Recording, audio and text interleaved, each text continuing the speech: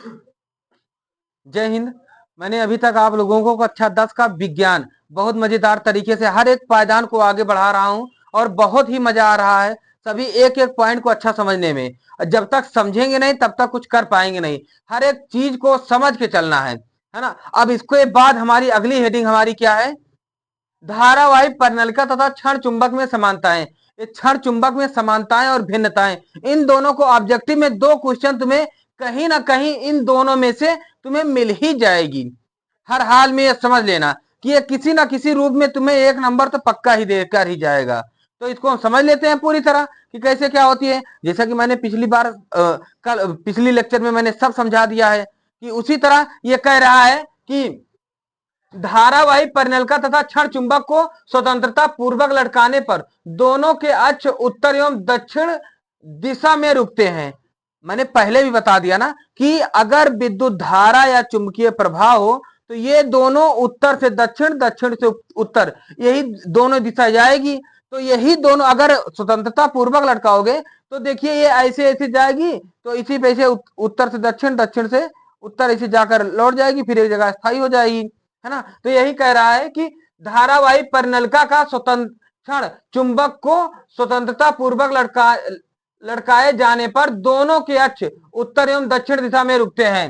धारावाही परिनलिका तथा क्षण चुंबक दोनों के समान ध्रुवों में प्रतिकर्षण एवं असमान ध्रुवों में आकर्षण बल होता है। धारावाही परिनलिका तथा क्षण चुंबक के दोनों लोहे के छोटे छोटे टुकड़े को अपनी ओर आकर्षित करता है। ये तो ये सारी चीज तो बता दिया ना भाई, लोहा का छोटा छोटा टुकड़ा अपनी ओर आकर्षित करता है ना, है ना। ये तो पहले ही बता दिया, ज्यादा समय ना करें।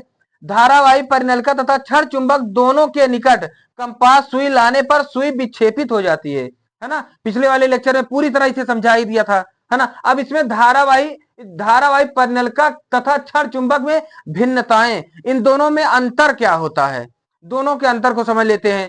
तो परिनलिका अस्थायी चुंबक है अर्थात, लेकिन विद्युत धारा का प्रवाह बंद होते ही इसका चुंबकत्व समाप्त हो जाता है। लेकिन क्षण चुंबक में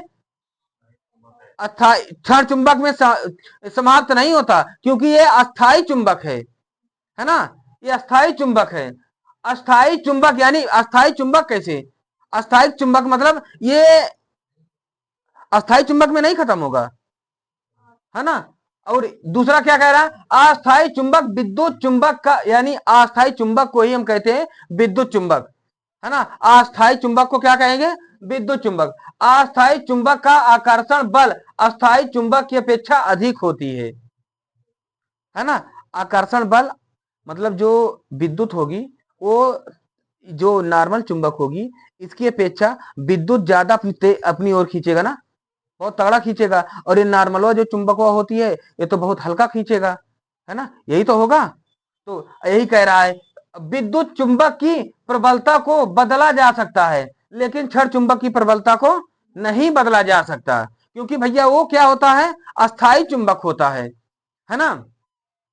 विद्युत चुंबक में दिशा बदली जा सकती है, लेकिन क्षण चुंबक में दिशा नहीं बदली जा सकती। क्यों नहीं बदली जा सकती? देखो मैंने बताया ना कि विद्युत चुंबक में नॉर्थ से साउथ जाएगी ना, मान लीजिए नॉर्थ है या साउथ है, अगर यहाँ पर बल रेखाएं कहाँ जाएगी? नॉर्थ से साउथ, है ना। ये नॉर्थ से साउथ, है ना। तो इसमें कह रहा है कि नॉर्थ से साउथ इसकी दिशा किसमें? विद्युत चुंबक में बदली जा सकती है, लेकिन क्षण चुंबक में नहीं बदली जा सकती। वो जो क्षण चुंबक जो चुंबक होता नहीं जो हम आप देहात में यूज करते हैं, उसकी कौनो दिशा नहीं बदली जा सकती, है ना। इसको जान ले, वो जो नॉर्थ से साउथ है तो नॉर्थ से साउथ ही रहेगी। क्लियर है इतनी बात, है ना। इसको अगर समझ गया हो तो इसको जल्दी से उतार लो, 2 मिनट में उतार लो और अगला बताएं। अभी इसके बाद एक महत्वपूर्ण, अब इसके बाद तो अगली हेडिंग है। अगली हेडिंग धारावाही चालक पर चुंबकीय बल की दिशा। धारावाही चालक पर चुंबकीय बल की दिशा ये क्या होती है? जो फ्लेमिंग के दाएं और बाएं हाथ का नियम है। अब फ्लेमिंग के मैंने बताया था ना, वो मैक्सवेल के अंगूठे का नियम था। अब ये फ्लेमिंग के दाएं और बाएं हाथ का नियम, इसमें अंतर क्या है? दाएं जो दाहिना हाथ है ये हथेली का नियम कहा जाता है, और जो बायां हाथ है ये अंगुलियों का नियम कहा जाता है ना। ये अंगूठा जो होता है ये बल को, उन्होंने फ्लेमिंग ने कहा कि अगर किसी विद्युत धारा को किसी चीज में अगर उसको अंदाजा लगाना है ना, तो तुम अपने हाथ से ही लगा सकते हो।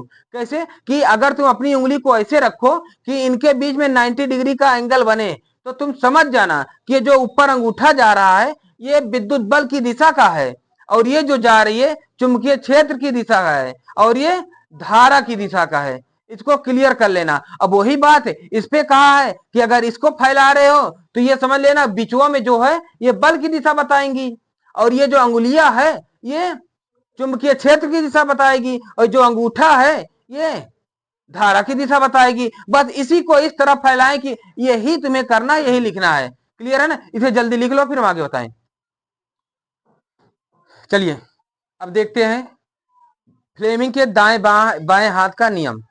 इसको खूब अच्छी तरीके, जैसे अभी छोटा सा तुम्हें समझाया वही मैं बताने चल रहा हूं कि फ्लेमिंग ने धारा को ज्ञात करने का, किस पर? धारावाही चालक पर चुंबकीय बल की दिशा ज्ञात करने पर।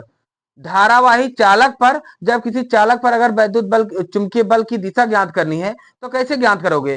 तो उन्होंने कहा कि अपने बाएं हाथ को इस तरह फैलाओ। सबसे पहले क्या कहा? फ्लेमिंग के बाएं हाथ का नियम, बाएं हाथ को इस तरह फैलाओ कि ये जो अंगूठा है, अंगूठा तथा इसके बगल वाली उंगली और इसके बगल वाली, ये दोनों उंगली मुड़ी रहे, और ये इन दोनों के बीच में बिल्कुल 90 अंश का एंगल बने। ये 90 अंश का एंगल बने। देखिए ये 90 अंश का एंगल बन रहा है ना? तो ये जो होगा चुंबकीय क्षेत्र की दिशा बताएगा, ये जो होगा धारा की दिशा बताएगा, और ये जो होगा बल की दिशा को बताएगा।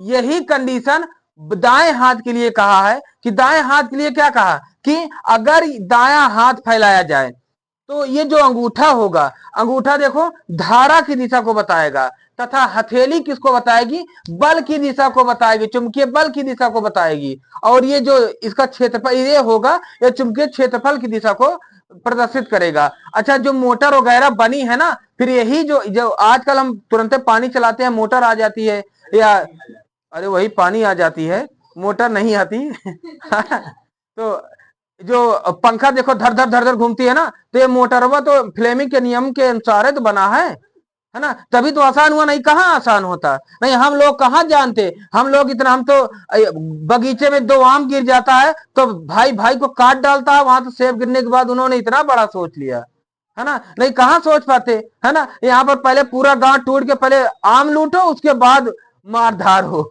है ना? पहले हम आम तो आम ढूंढेंगे, पहले गिरा किस खेत में है, पहले वो खेत पूरा, चाहे पूरा खेत तबाह हो जाए, है ना? तो इसलिए ये तो धन्य है फ्लेमिंग साहब, धन्य है जितने भी वैज्ञानिक रहे जिन्होंने इतना कुछ बताया। तो हम आज हमारा दैनिक जीवन इतना आसान हुआ कि बस चलने लगी, ट्रेन चलने लगी, पंखा हर हर हर हर चल रही है ना? अभी नहीं चल रही, अभी तो टोपी लगी है, ठंडी का समय है, लेकिन वही कारण है ना, दिए तो यही महान वैज्ञानिकों ने ही, नहीं तो हम कहा जानते। हम तो एक आम गिर जाता है तो उसके लिए मारपीट कर लेते हैं, है ना? हमारे ये विडंबना है, क्या किया जाए, विडंबनाओं को कौन रोक सकता है ना? भली भांति तो वही जानता है जो सभी हालातों से गुजरा हो, है ना? तो हम पूरी तरह जानते हैं, ठीक है ना?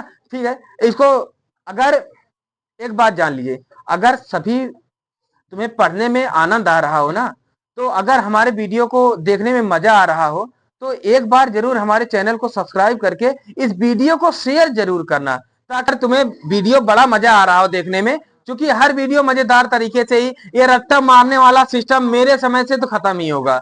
मैं जहां तक कोशिश करूंगा रट्टा मारना तो भूल ही जाओ, ये रट्टा वट्टा मारना बंद, सब तरीका से समझो हर एक बात को ये विज्ञान है तरीके का खेल। तरीका अगर समझ में आ गई ना तो विज्ञान तो मजेदार चैप्टर होती है यार, क्या समझते हो तुम, है ना? बहुत मजेदार होती है। इसको मजेदार तरीकों को और आगे बढ़ाएंगे, बस इसी तरह हमारे हौसले को बढ़ाते रहना, और हमारे चैनल को सब्सक्राइब करके वीडियो को लाइक शेयर कमेंट ये जरूर करना मत भूलना। जय हिंद।